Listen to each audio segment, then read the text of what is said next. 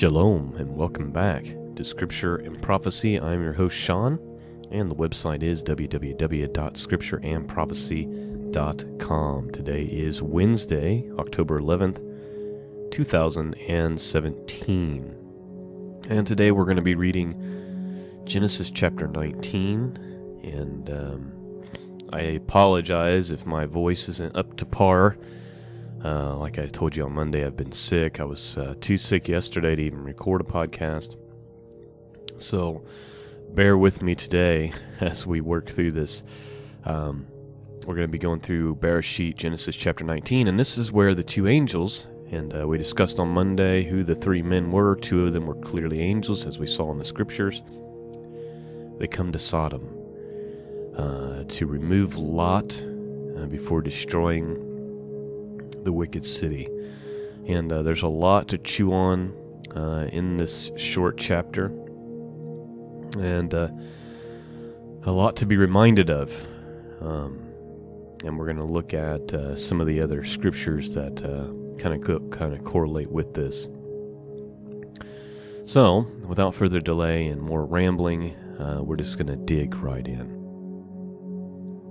Genesis chapter 19, verse 1. And there came two angels to Sodom at even, and Lot sat in the gate of Sodom.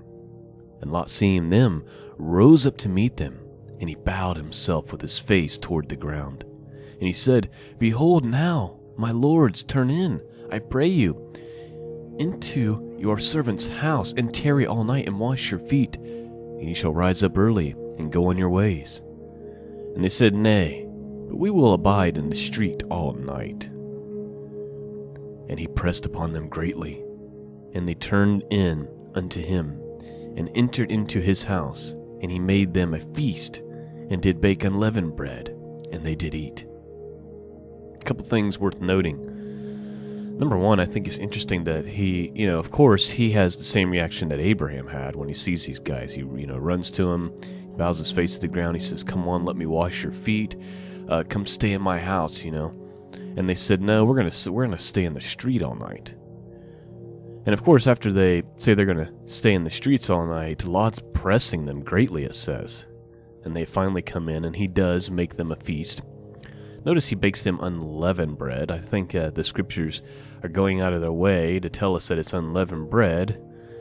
Therefore, we can know what the time frame was as far as feast days are concerned. It must have been during the season of unleavened bread. And I just think there's more to that, and maybe we can investigate that some other time. But I don't think Lot wanted them staying out in the streets, because Lot knew what takes place in Sodom, and we're about to see that exact thing here in verse 4. But before they lay down, the men of the city, even the men of Sodom, compassed the house round, both old and young, all the people from every quarter. And they called unto Lot, and said unto him, Where are the men which came into thee this night? Bring them out to us, that we may know them. Of course, that's the same word for know as Adam knew Eve. Okay? When they say that we may know them, it's so we can have sexual relationships with them. And Lot went out the door unto them, and he shut the door after him, and he said, I pray you, brethren, do not so wickedly. Behold, now I have two daughters, which have not known a man. Let me, I pray you, bring them out unto you, and you do to them as good as what is good in your eyes. Only unto these men do nothing, for therefore came they under the shadow of my roof. Now, I've heard explanations for this, in that culture, if you brought somebody into your house, you were, responsible to protect them, and, it was a cultural thing, and obviously Lot knows that these two individuals are from God. They're not ordinary men, but nonetheless, I just really have an issue with Lot and his, willing to just toss his two daughters out and let them rape his daughters all night is very troubling to me, and I don't care what the excuse is.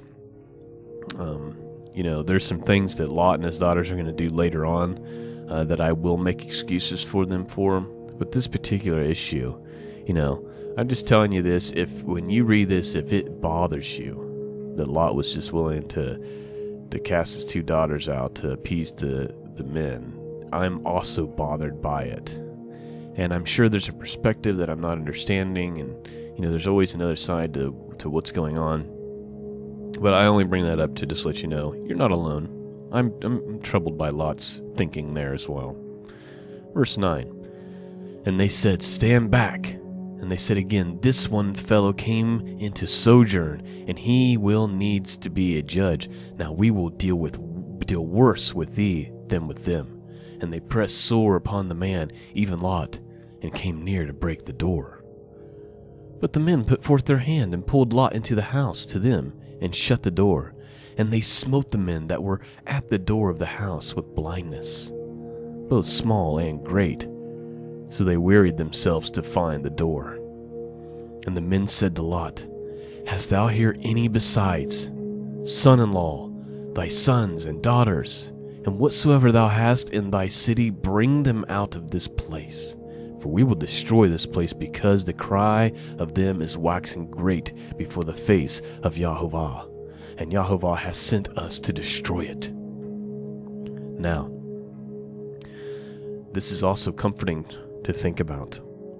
Those of us who have family members we're concerned about or we care about. The angels come to Lot, after they blind the perverts outside so that they can't see, and they say, "Hey Lot, is there anybody else that belongs to you? Do you have daughters, sons-in-laws, whoever belongs to you, you need to gather them up right now. Because this place, the cries have waxed great before Jehovah, and he has sent us to destroy it. So you've got to get out of the city, you and anybody that belongs to you." So it wasn't just Lot they were there to save. They were there to save Lot and anyone who belongs to him. But unfortunately, and many of us face this with friends and family members, we can't make decisions for them, can we? Verse 14 says the following, "And Lot went out, and he spake unto his sons-in-law, which married his daughters, and he said, Up, get you out of this place, for Jehovah will destroy the city. But he seemed as one that mocked unto his sons-in-law." You see, his sons-in-law thought that he was joking, didn't take him seriously. When you're not walking closely with the Lord, and I saw this in the commentary, actually in my Schofield King James Bible, which I don't read his commentary very often, because for most of it I don't agree with. But he made the point that, Lot didn't have any clout, any spiritual clout with his sons-in-law. Like, they just mocked him, thought he was joking. And maybe it was because Lot had been living in Sodom, amongst the Sodomites, and, so when he starts talking about God, they're kind of like, really? You know what I mean? You could be a believer, but you live in such a way that's so worldly that then when you want to be serious about God, nobody's going to take you seriously. And so here we have this moment where Lot's saying, "Get out of this place, for Yahovah will destroy it." Lot didn't go up to these guys and say, "The Lord is going to destroy this." No, he said the name. Yahovah, the one true God, will destroy this city. But it seemed to them as one that mocked unto his sons-in-law. They didn't have enough respect for him to take him serious. Verse 15, "And when the morning arose, then the angels hastened Lot, saying, Arise, take thy wife and thy 2 daughters which are here, lest thou be consumed in the iniquity of the city. And while he lingered, the men laid hold upon his hand, and upon the hand of his wife, and upon the hand of his 2 daughters. The Lord, Jehovah, being merciful unto them, and they brought him forth, and set him without the city." Lot was still messing around, goofing off. And finally, the angels grabbed them physically, grab his 2 daughters, grab his wife, grab Lot physically by the hand, and set them out and set them forth without the city. And it came to pass, when they had brought them forth abroad, that he said, Escape for thy life. Look not behind thee. That's important. Neither stay thou in all the plain. Escape to the mountain, lest thou be consumed. They're saying, don't even look back. And I think there's a spiritual aspect to this. One that we may face someday in our own lifetime, where we have to leave our current situation, our current city, our current state, maybe even our current country, because of the things that are going on and because of the things that are about to happen. But there's going to be a lot of people like Lot here, like his wife and like his family members, where they just, they don't want to leave this place. They love the world. They love Babylon. They love Sodom and Gomorrah, one of the most wicked places to ever exist. And the angels are saying, look, escape for your life. Don't even look behind thee. In verse 18, and Lot said unto them, Oh, not so, my Lord. Behold, now thy servant hath found grace in thy sight, and thou hast magnified thy mercy, which thou hast showed unto me in saving my life. And I cannot escape into the mountain, lest some evil take me and I die. Behold now, this city is near to flee unto, and it is a little one. Oh, let me escape thither. Is it not a little one, and my soul shall live? And he said unto them, See, I have accepted thee concerning this also, that I will not overthrow the city for which thou hast spoken. So Lot's saying, please don't make me go to the mountains. I'm just going to get destroyed there. Here's a little tiny city over here in the distance. Let me escape there. And he's given permission. Mercy again. God's mercy is so great in this story. Verse 22. Haste thee, escape thither, for I cannot do anything till thou come thither. Therefore the name of the city was called Zoar. The sun was risen upon the earth when Lot entered Zoar. Then Jehovah rained upon Sodom and upon Gomorrah brimstone and fire from Jehovah out of heaven. And he overthrew those cities, and all the plain, and all the inhabitants of the cities, and that which grew upon the ground. There wasn't even any grass left, folks. But his wife, meaning Lot's wife, looked back from behind him, and she became a pillar of salt. You remember, the angels clearly said, don't even look back. Jesus makes a similar comment. This is why I say you may face this in your own lifetime, and you need to remember. Don't be looking back, longing for that place, for the world. Jesus says in Luke chapter 17, verse 32, he says, it's going to be like the days of Lot. When the end times get here, it'll be like the days of Lot, which I think we can clearly see around us. It's never been more like the days of Lot, and not just in America, but on a global scale. But Jesus said it'll be like the days of Lot. And remember Lot's wife. Jesus points out to us that we need to even remember that specific thing about looking back. Very important. Verse 27.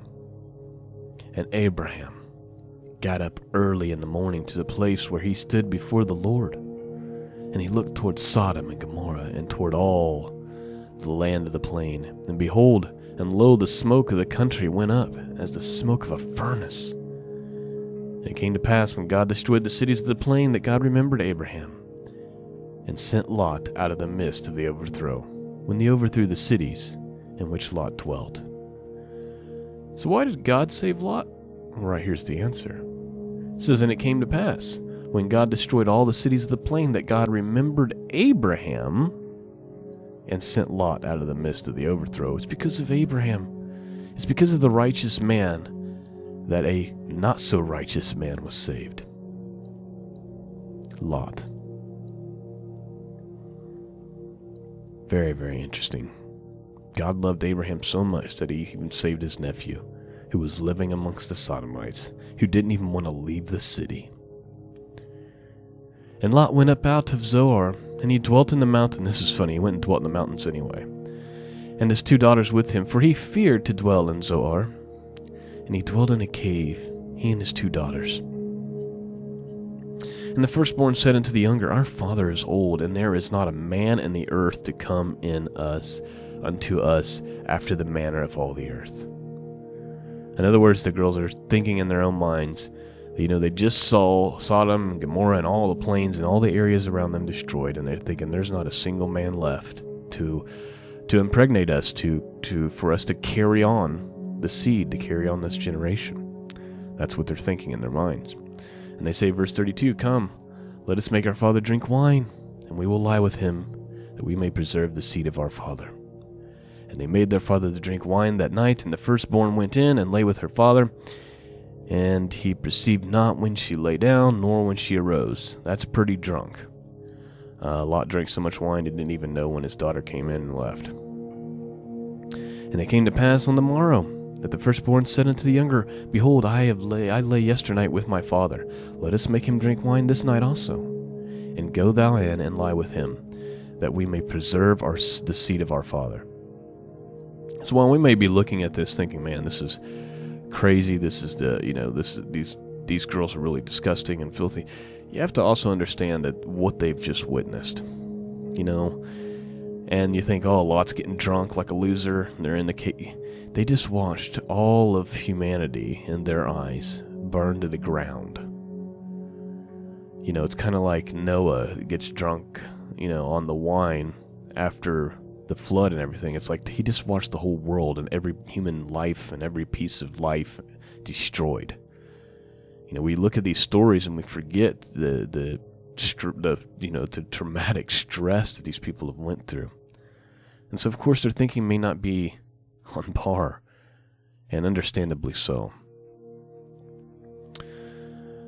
And they made their father drink wine that night also, and the younger arose and lay with him, and he perceived not when she lay down, nor when she arose. Thus both the daughters of Lot, both of the daughters of Lot with child by their father. And the firstborn bare a son, and called his name Moab. And the same is the father of the Moabites unto this day. And the younger she also bare a son, and called his name Banimi. The same is the father of the children of Ammon unto this day. What's interesting is these decisions that lead to children lead to bad things for Israel. And let me give you an example. If you don't mind, I'd like to read part of Psalm 83 to you. Remember the Moabites, the Ammonites, and let's also not forget that Abraham made a similar poor decision and bore Ishmael, right? With the handmaiden. Listen to Psalms 83. "They have said, Come, let us cut them off from being a nation, that the name of Israel may be no more in remembrance." All right, so we have this group of people who are coming against Israel, Psalm 83. And who are they made up of? Let's continue. "For they have consulted together with one consent, they are confederate against thee. The tabernacles of Edom, and the Ishmaelites of Moab, and Hagarines, Gebel, and Ammon." There's the three nations that came out of those sins. You got Ammon, Moab, and the Ishmaelites are all part of this confederate that's coming against Israel in this Psalm 83 war. Isn't that interesting?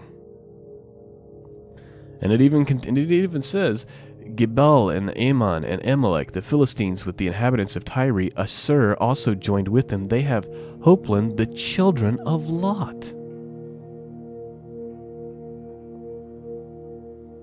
It's funny, some of these, every decision matters.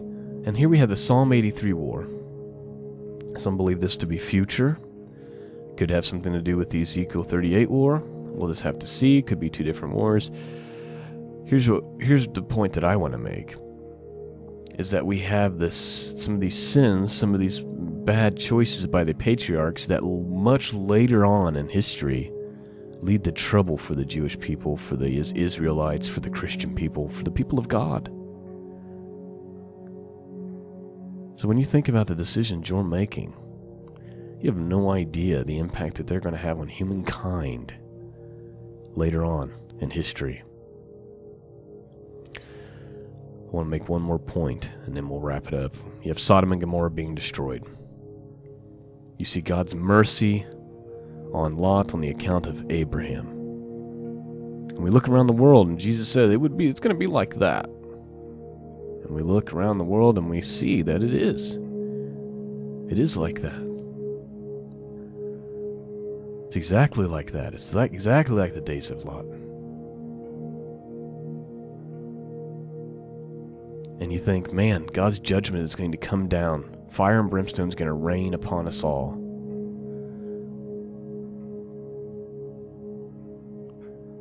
I want to read to you just a couple of verses from 2 Peter to close it. If you go to 2 Peter chapter 2, he says, "But there were false prophets among the people, even as there shall be false teachers among you." He's talking about, the days to come. "Who prevail shall bring in damnable heresies, even denying the Lord that brought them, and bring upon themselves swift destruction. And many shall follow their pernicious ways, by reason of whom the way of the truth shall be evil spoken of." We live in a day and time when evil is spoken of. "And through covetousness shall they with feigned works make merchandise of you, whose judgment now of a long time lingereth not, and their damnation slumbereth not. For if God spared not the angels that sinned, but cast them down to hell, and delivered them into chains of darkness to be reserved unto judgment, and spared not the old world, but saved Noah, the 8th person, a preacher of righteousness, bringing in the flood upon the world of the ungodly." Here's what I want you to remember. "And turning the cities of Sodom and Gomorrah into ashes, condemned them with an overthrow, making them an example unto those that should after live ungodly." Peter's saying, Sodom and Gomorrah and what happened there, that's an example to future nations, which should strike great fear in the heart of the United States of America. Verse 7, "And delivered just Lot, vexed with the filthy conversation of the wicked, for that righteous man dwelling among them, and seeing and hearing, vexed his righteous soul from day to day with their unlawful deeds." Here's the good news, and then we'll be done. "The Lord know how to deliver the godly out of temptation, and to reserve the unjust unto the day of judgment to be punished." Peter's saying Lot is an example. Sodom and Gomorrah is an example of what will happen to nations and to those who should live ungodly in the ways that Sodom and Gomorrah has lived. But Lot is also an example that shows that the Lord knows how to deliver the godly out of those situations. And so we should not be living in fear, but we should know that God knows how to protect his own when the day of his judgment comes. That is the podcast for this morning, and I pray that it blessed you. Unfortunately, there probably won't be another podcast this week. I'm still feeling pretty down, not feeling great, and I'm going out of town as of tomorrow. Hopefully, pray for me, I'll be feeling up to the task, and be feeling better by then.